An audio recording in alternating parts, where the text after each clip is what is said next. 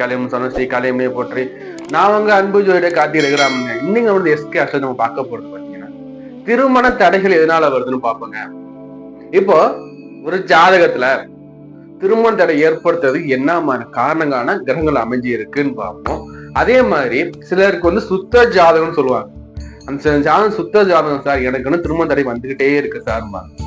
அதுக்கான விளக்கத்தை நம்ம இப்ப தெளிவா இந்த வீடியோல பார்ப்போங்க. அதுக்கு முன்னாடி நீங்க இப்பதான் நம்ம சேனல் ஃபர்ஸ்ட் டைமா வரீங்கன்னா சேனல் சப்ஸ்கிரைப் பண்ணி வச்சுக்கோங்க. கூட பெல் ஐக்கன் கிளிக் பண்ணி நான் அந்த வீடியோ நோட்டிபிகேஷனுக்கு உடனடியா வந்துகிட்டே இருக்குங்க. அதே மாதிரி இந்த வீடியோ குறித்து கருத்து கமெண்ட் பாக்ஸ் தெரியப்படுத்துங்க. அதே மாதிரி இந்த வீடியோ ஃப்ரெண்ட்ஸ் எல்லாருமே ஷேர் பண்ணுங்க. இப்போ நம்ம சேனல்ல பாத்தீங்கன்னா 2024 புத்தாண்டு பலன் கொடுத்துருக்கேன். அதே மாதிரி ராகு பேச்சு, சனி பேச்சு எல்லாத்துக்கும் பரிகாரத்தோட நான் பலன் சொல்லியிருக்காங்க. சிலருக்கு வந்து சரியா அமையாதவங்களுக்கு நான் பரிகாரம் சொல்லியிருக்கேன். அந்த பரிகாரத்தை பண்ணும்போது உங்களோட வாழ்க்கையை வந்து இன்னும் மேலோகுங்க. இப்ப வாங்க நம்ம போயிட்டு இந்த திருமண தடைக்கு என்ன நம்ம பார்த்துட்டு வருவோங்க. இப்ப நம்ம திருமண தடையை நம்ம எடுத்து பார்க்கும்போது நம்ம இருக்கிற நவகிரகத்தை பார்த்தா ரெண்டாவது பிரிப்போங்க. ஒண்ணு வந்து சுபர்னு பிரிப்போம், இன்னொன்னு பாவர்னு பிரிப்போம் இல்லையா. சுபக்கோள்கள், பாவக்கோள்கள். சரி, எளிமையா புரியணும்னா நம்ம பாவர்னு எடுத்து பார்க்கும்போது சனி, ராகு, கேது, செவ்வாய், சூரியன். சூரியன் எப்படின்னா வந்து பாதி நல்லவர் பாதி கேட்டவர். அதனால வந்து இவர் பாவிலையும் வருவார் சூரியன் வந்து. அதே மாதிரி வந்து நமக்கு கெட்டவர்லையும் வருவாருங்க. இது நம்ம எடுத்து பார்க்கும்போது சந்திரன் கூட வருவார். சந்திரன் வந்து தேவை எடுத்து பார்க்கும்போது அவர் வந்து பாவத்துவத்திலையும் வளர்பிறையா இருக்கும்போது, அதாவது பௌர்ணமியை நோக்கி இருக்கும்போது நல்லவராகவும், அமாவாசையை நோக்கி இருக்கும்போது அவர் வந்து கெடுபலன், அதாவது வந்து பாவ லிஸ்டையும் வருவாருங்க. ஸோ இப்போ உங்களோட ஜாதகத்துல திருமணம் எடுத்து பார்க்கும்போது 2ஆம் இடம் சொல்லக்கூடிய குடும்பஸ்தானம் தான் ஃபர்ஸ்ட் வரும். அதுக்கு அடுத்தபடியே பார்க்கப்படுது 7ஆம் இடம். இப்போ இந்த 7ஆம் இடத்துலையும் இந்த 2ஆம் இடத்துலையும் பாவர் இருக்காங்க. அதே மாதிரி லக்னத்திலையும் பாவர் இருக்காங்க. இப்ப ராகுகேது எடுத்துக்கோங்க. ராகுகேது உங்களோட லக்னத்திலையும் 2ஆம் இடத்துலயும் இருக்காருன்னா இவர் என்ன பண்ணுவாரு, இன்னொரு கிரகம் வந்து 180 டிகிரி ஆப்போசிட்ல கேது இருப்பார், இல்ல ராகு இருப்பார். இவர் என்ன பண்ணுவாருன்னா 7ஆம் இடத்துல 8ஆம் இடத்துல இருப்பாருங்க.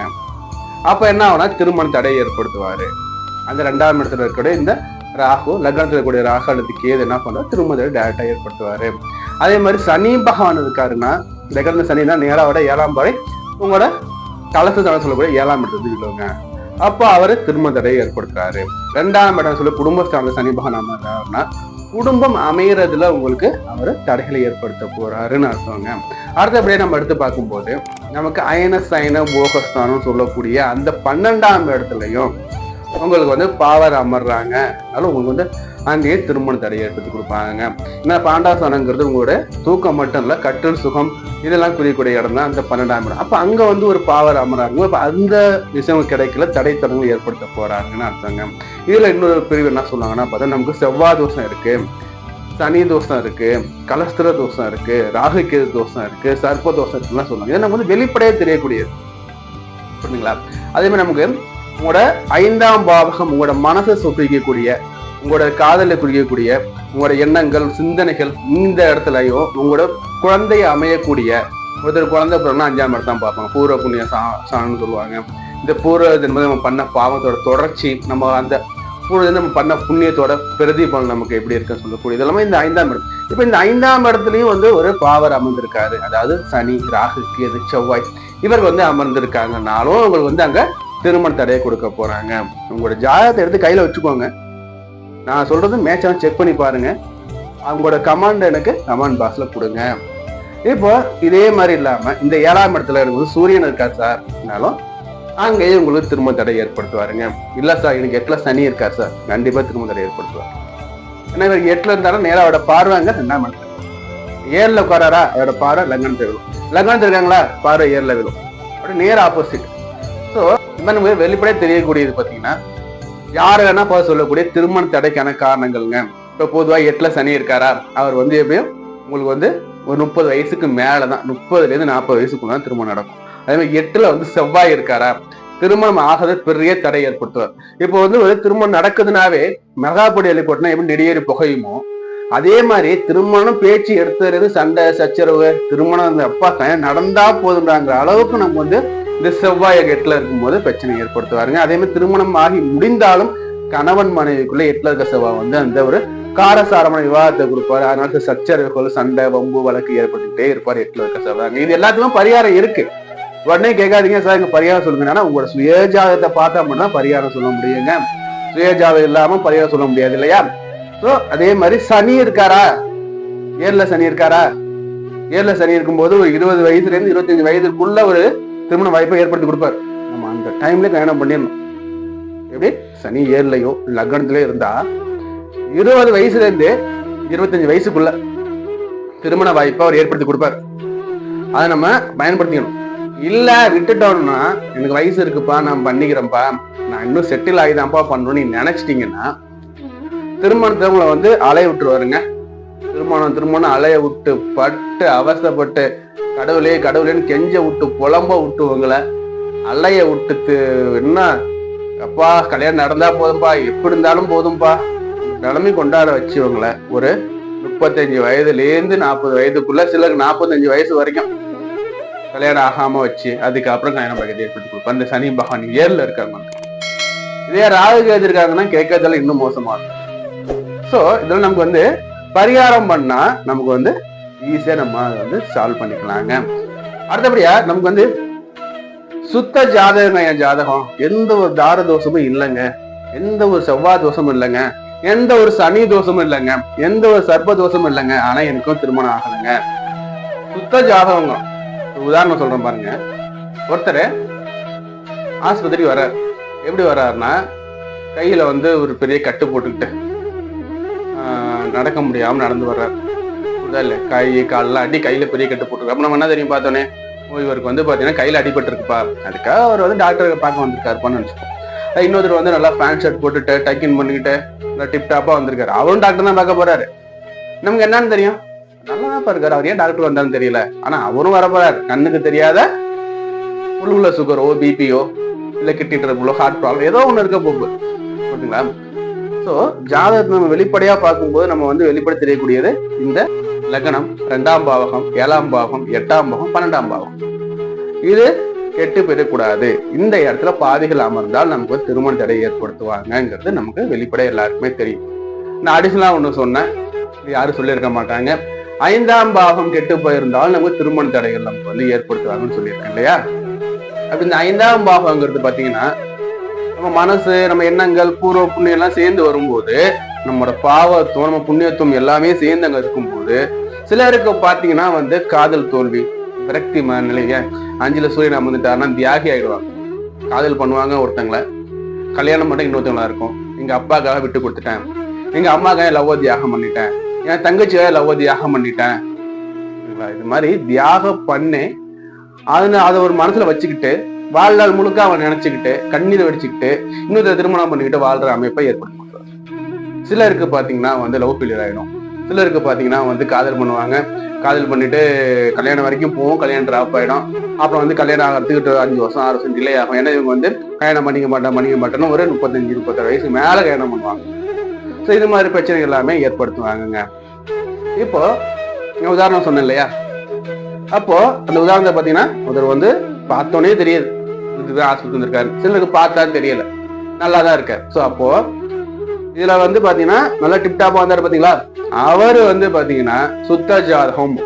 ஜாதகம் பாத்தீங்கன்னா 7ஆம் இடம் சுத்தமா இருக்கு, 8ஆம் இடம் சுத்தமா இருக்கு, லக்னம் சுத்தமா இருக்கு, குடும்பம் 2ஆம் பாவம் சுத்தமா இருக்கு, ஆனா கல்யாணம் ஆகும். இந்த ஜாதகத்தை நீங்க பார்க்கும்போது ஃபர்ஸ்ட் நம்ம பார்த்தோம் பாத்தீங்களா, டைரக்டா தெரியுது. அது பொதுவான விதி. இது இல்லாம ஒரு ஜாதகத்துல இப்போ 4ஆம் அதிபதி, அந்த சுகத்தை குறிக்கக்கூடியவர் 4ஆம் இடம், 4ஆம் அதிபதி 4ஆம் பாவகம், தன் சுகம்னு சொல்லக்கூடியது. அந்த 4ஆம் பாவகாதிபதி 6ஆம் இடத்துல போயிட்டு வகையாயிட்டாரு, இல்ல அங்க நிச்சயம் ஆயிட்டாரு, இல்ல அங்க 6ஆம் இடத்துல போய் 6ஆம் பாவகாதிபதியோட ஒன்னா சேர்ந்து போயிட்டாரு, மிங்கிளாகி போயிட்டாரு. அப்ப என்ன ஆகும்னா இவங்களுக்கு அந்த சுகம் கிடைக்கிறது தடைபடுங்க. புரியுதா? இல்ல இங்க 8ஆம் அதிபதி 4ஆம் அதிபதி இணைஞ்சு ஒன்னா ஆயிட்டாங்கன்னா இவருக்கு பாத்தீங்கன்னா இங்க இந்த சுகம்ங்கிறது கிடைக்காது. கல்யாணங்கிறது பாத்தீங்கன்னா ஃபர்ஸ்ட் தாம்பத்திய சுகம், புரியுதுங்களா? அடுத்து புத்திர பாக்கியம், இறுதியா துணை, புரியுதுங்களா? இதுதான் அது நம்மளோட தாற்பயம் எல்லாம் பண்ணிட்டு இருக்காரு. சோ இதுல பாத்தீங்கன்னா அந்த தாம்பத்திய சுகம் இவருக்கு நாட்டம் இருக்காதுன்னு சொல்லணும்.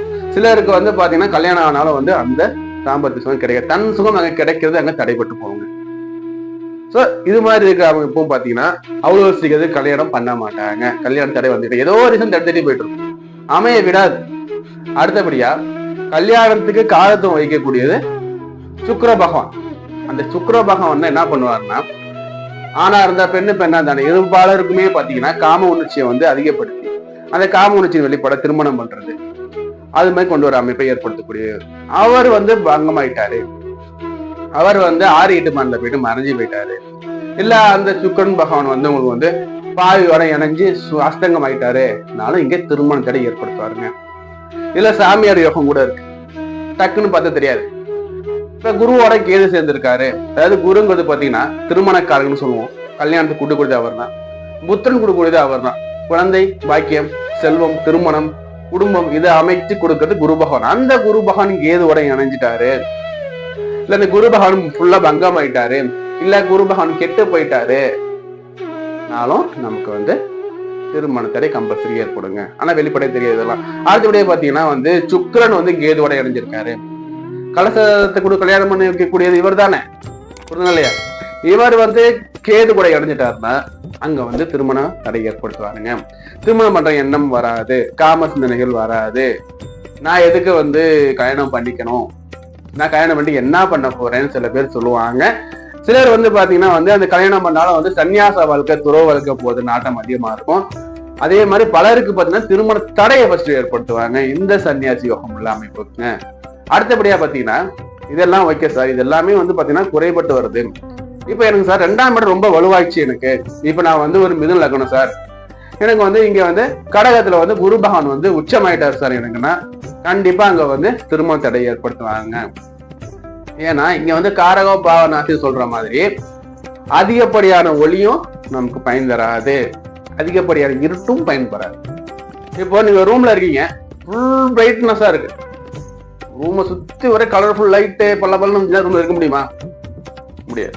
ரூம்ல லைட்டே இல்ல, ஃபுல்லா இருட்டு, இருக்க முடியுமா? இருக்க முடியாது. சோ நமக்கு மிதமான ஒளி மட்டும்தான் போதும். அதிகமான ஒளியும் ஆபத்து, அதிகமான இருட்டும் ஆபத்து, அதிகமான பாவத்துவமும் ஆபத்து, அதிகமான சுபத்துவமும் ஆபத்து இந்த இடத்துல. அதே மாதிரி பாத்தீங்கன்னா வந்து ஒரு துலாலக்கணக்காரங்களுக்கு 2ஆம் இடம் சொல்லக்கூடிய அந்த விருட்சத்தை வந்து செவ்வாய் பகவான் வந்து அங்க ஆட்சி ஆயிட்டாருனாலும் திருமண தடை ஏற்படுத்துவாருங்க. இதே மாதிரி கலசகாலம் சொல்லக்கூடிய சுக்கிர பகவான் 7ஆம் இடத்துல போயிட்டு நல்லா பவர்ஃபுல் ஆயிட்டாரு, திக்பலம் ஆயிட்டாரு, இல்ல ஆட்சி ஆயிட்டாரு, உச்சம் ஆயிட்டாருனாலும் திருமண தடை ஏற்படுத்துவாங்க. இல்ல சார் 7ஆம் பாவகாதிபதி எனக்கு வந்து மிக உச்சம் ஆயிட்டாரு, அதிக சுபர் ஆயிட்டாருனாலும் திருமண தடை ஏற்படுத்துவாங்க. அதே மாதிரி 12ஆம் பாவகாதிபதி லக்னாதிபதி வரை இணைஞ்சு போயிட்டாரு சார் எனக்கு, இல்ல 12ஆம் பாவகாதிபதி நல்ல முழு திக்பலமா இருக்காரு சார்னாலும் அங்கேயும் திருமண தடை ஏற்படுத்துவாங்க. இதெல்லாம் நமக்கு வெளிப்படையே தெரியாது. ஃபர்ஸ்ட் நம்ம பார்த்தது வந்து வெளிப்படை தெரியக்கூடியது. இது வந்து பாத்தீங்கன்னா நம்ம சுத்த ஜாதகம் சொல்லக்கூடிய இந்த ஜாதகம் நமக்கு இருக்கக்கூடியதுங்க. சோ அப்ப திருமண தடை ஏற்படுத்துறதுக்கு பல விதமான காரணங்கள் இருக்கு ஜாதகத்துல. சிலருக்கு நேரடியா தெரிஞ்சிடும், சிலருக்கு வந்து இன்டெப்தா உள்ள போய் என்ன ரீசன் நம்ம அனலைஸ் பண்ணும் போதுதான் நமக்கு தெரியும். இது எல்லாத்துக்குமே நம்ம பரிகாரம் பண்ணலாங்க. நம்மளோட முன்னோர்கள் வந்து ஒவ்வொரு பிரச்சனைக்கும் ஒவ்வொரு ஆலயத்தை வந்து நமக்கு காமிச்சிட்டு போயிருக்காங்க. திருமணம் ஆகலையா, அதுக்கு ஒரு ஆலயம் இருக்கு, அதுக்கு ஒரு பரிகாரம் இருக்கு. குழந்தை பாக்கியம் இல்லையா, அதுக்கு ஒரு ஆலயம் இருக்கு, அதுக்கு ஒரு பரிகாரம் இருக்கு. ராகு தோஷம் சர்ப்ப தோஷம் இருக்கா, அதுக்கான சில வழிபாட்டு முறைகள் இருக்கு. சோ நம்ம முன்னோர்கள் வந்து நம்ம எல்லாத்தையுமே வகுத்து கொடுத்துட்டு போயிருக்காங்க. நம்ம சரியா பயன்படுத்தும் போது நம்ம வாழ்க்கையில மேன்மேலும் உயரலாம். நமக்கு என்ன தடைகள் இருந்தாலும் அதை நம்ம வந்து நிவர்த்தி பண்ற அமைப்பை ஏற்படுத்தி கொடுத்துருக்காங்க. இதே சில பேர் சொல்லுவாங்க, போப்பா நான் விதிய மதியால வெல்றேன். அந்த விதிய மதியால வெல்றதுக்கும் சனி பகவானோட அனுகிரகம் இருந்தால் மட்டும்தான் விதியை மதியால வெல்ல முடியும். அதுக்கும் சனி வரணும், புரியுதா? சனியோட அனுகூலம் இருந்தால் மட்டும்தான் விதியை மதியால வெல்ல முடியும். இல்லன்னா என்னதான் மதி இருந்தாலும் அங்க முட்டாளாயிடுவாங்க. படிச்சவன் பாட்டை எடுத்தாங்கிற மாதிரி நம்ம பண்ணக்கூடிய சிறிய பிழையான மொத்தமும் இதாயிடும். ஒரு கலப்பால்ல ஒரே கை தவிர ஒரு துளி விஷம் பட்டுச்சுன்னா கலப்பாலும் வேஸ்ட். அது மாதிரி எதாக இருந்தாலும் நமக்கு கட்ட அமைப்பாங்க சரியாக இருந்தால் மட்டுமே நமக்கு வாழ்க்கையில முன்னேறக்கூடிய அமைப்பு இருக்கு. அதுக்கான பரிகாரம் இருக்கு. உடனே கமெண்ட் பண்ணுவாங்க, எனக்கு என்ன பரிகாரம் சார்? உங்களோட சுய ஜாதகத்துல அந்த கோள்கள் என்ன நிலைகள்ல இருக்குங்கிறத பேஸ் பண்ணி தான் நம்ம பரிகாரம் சொல்ல முடியும். சிலர் என்ன பண்றீங்கன்னா டேட்டா பர்த் டைம் எல்லாம் எனக்கு மெசேஜ் பண்றீங்க, சார் உடனே கமெண்ட்ல இந்த டேட் இந்த டைம் இந்த பிளேஸ் என்ன சார் நடக்கும். எனக்கு தயவுசெய்து உங்களோட பர்சனல் டேட்டா எல்லாமே வந்து பொது வேலை ஷேர் பண்ணாதீங்க. உங்களுக்கு என்ன தகவல் வேணாலும் நம்மளோட எஸ்கே ஆஸ்ட்ரோ நம்பர் வந்து நம்ம ஸ்கிரீன்ல இருக்கு. அந்த நம்பருக்கு எப்போ வேணாலும் கால் பண்ணுங்க. உங்களுக்கு ஜாதகம் பார்க்கணும், இல்லை ப்ரெடிக்ஷன் வேணும், இல்லை திருமண பொருத்தம் பார்க்கணும், இல்லை கஷ்டங்கள் நிறைந்த வாழ்க்கையா இருக்கு அதுக்கு பரிகாரம் வேணும், இல்லை வந்து நான் இந்த செயலில் அதிகமாக தோல்வி அடைஞ்சிக்கிட்டேங்க சார், நான் என்ன மாதிரியான பரிகாரம் மேற்கொள்ளணும் சார், நான் என்ன மாதிரியான வந்து வாழ்க்கையில் வந்து இறை வழிபாடு மேற்கொள்ளும் போது என்னோட கஷ்டங்கள் தேரும் சார் நீங்க நினைக்கிறீங்கனாலும் அதுக்கான பரிந்துரை வேணும், அட்வைஸ் வேணும், நீங்க வந்து சொல்லுங்கன்னா நம்ம ஸ்கிரீன் நம்பருக்கு எப்போ வேணும் நீங்க கால் பண்ணுங்க. அதே மாதிரி நீங்க தெரிந்த விஷயத்தை எல்லாருக்குமே ஷேர் பண்ணுங்க. சரிங்களா? இப்போ இதெல்லாம் பாத்தீங்கன்னா ஜாதக வழியில நம்ம வந்து பார்க்கக்கூடிய தடைகள்ங்க. இது இல்லாம சிலருக்கு பாத்தீங்கன்னா வந்து வரங்கள் வரும். சார் நான் வந்து பிஇ படிச்சிருக்கேன் சார், வர பார்ட்னர் வந்து 10th தான் சார் படிச்சிருக்காங்க சார், நான் வந்து பாத்தீங்கன்னா வந்து 5.5 feet ஹைட் இருக்கேன் சார், வர்ற பார்ட்னர் எனக்கு அட்லீஸ்ட் எனக்கு 5 feet இருக்கணும் சார், சார் நான் கலரா இருக்கேன் சார், வர்ற பார்ட்னர் எனக்கு கலரா இருக்கணும் சார், சார் நான் நுனி நாக்குல இங்கிலீஷ் பேசுறேன் சார், வர்ற பார்ட்னர் நுனி நாக்குல இங்கிலீஷ் பேசணும் சார். இது மாதிரியான எக்ஸ்பெக்டேஷன் நம்ம எடுக்கும்போது நமக்கு பாத்தீங்கன்னா வாய்ப்பதான் வந்து கிரகங்கள் ஏற்படுத்தி கொடுக்குமே தவிர, புரியுதுங்களா? அதாவது வந்து எப்படின்னா சாப்பாடை கொண்டாந்து கொடுக்குமே தவிர திங்க வைக்காது நம்மள. திங்க ரெண்டு நம்மளோட இஷ்டம், இல்லையா? பசியோட இருக்கீங்க, ஒரு பிளேட் பிரியாணி தர்றாங்க, புரியுதா இல்லையா? கடவுள் கொடுத்துட்டாரு உங்களுக்கு, அதை திங்க வேண்டியது உங்களோட இஷ்டம். அது சாப்பிட்டீங்கன்னா பசி அடங்கும், நிம்மதியா இருப்பீங்க. எனக்கு இது வேணாப்பா, எனக்கு வந்து பீஸா பர்கர் தான் வேணும், பட்டினி கிடக்க வேண்டியதான். எப்ப பீஸா பர்கர் வருதோ நம்ம பட்டினி கிடக்க வேண்டியது. ஸோ நம்மளோட முன்ஜென்மத்தில் நம்ம என்ன பாவம் பண்ணிருக்கோம், என்ன புண்ணியமோ, நமக்கு என்ன தலையில ஆர்டர் எழுதியிருக்காரோ அதற்கான மேட்சஸ் வருதுன்னா செஞ்சு அக்செப்ட் பண்ணிக்கோங்க. சரிங்களா? வாழ்க்கைங்கிறது பாத்தீங்கன்னா வந்து நம்மளா எதையும் வந்து இது அது இது நம்மளா வந்து செலக்ட் பண்ணிட்டு போற விஷயம் கிடையாது. நாளைக்கு என்ன நடக்கும் நம்மளால முடிவு பண்ண முடியாது இல்லையா? இப்போ ஒரு உதாரணம் சொல்றேன். 8 மணிக்கு பஸ், உங்களுக்கு டிக்கெட் புக் பண்ணிட்டீங்க, புரியுதுங்களா? 8 மணி போட்டுட்டாங்க, நீங்க 8 மணி நினைச்சிட்டீங்க, 8 மணி பஸ் வந்துரும்ட்டீங்க, எல்லா ஃப்ரெண்ட்ஸும் சொல்லிட்டீங்க நான் 8 மணிக்கு ஊருக்கு போறேன், 8 மணிக்கு ஊருக்கு 8 மணி பஸ் வருதுன்ட்டு. ஆனா அங்க போய் நிக்கிறதான் தெரியுது பஸ் வந்து 2.5 hours லேட்டுன்ட்டு. என்ன பண்ண முடியும் உங்களால? 8 மணிக்கு நீங்க போயிட்டீங்க, அந்த விதி பேர் என்ன ஆகுது, உங்களுக்கு 2 மணி நேரம் பஸ் டிலே பண்ணிச்சு. புரியுதா? அப்ப என்ன பண்ணீங்க? மச்சான் 2 மணி பஸ் லேட்டு, அப்பா 2 மணி பஸ் லேட்டு. ஸோ அப்போ நம்மளால எதையுமே நிர்ணயிக்கிறது எதுவும் கிடையாது. இன்னைக்கு என்ன நடக்கும், நாளைக்கு என்ன நடக்கும், நம்ம என்ன சாகும், நம்ம என்ன செய்யணுங்கிறது எல்லாமே வந்து இறைவனோட சித்தம் தானே தவிர நம்ம சித்தங்கள் எதுவும் இல்லைன்னு சொல்லி அடுத்து இன்னொரு வீடியோல உங்களை நான் சந்திக்கிறேங்க.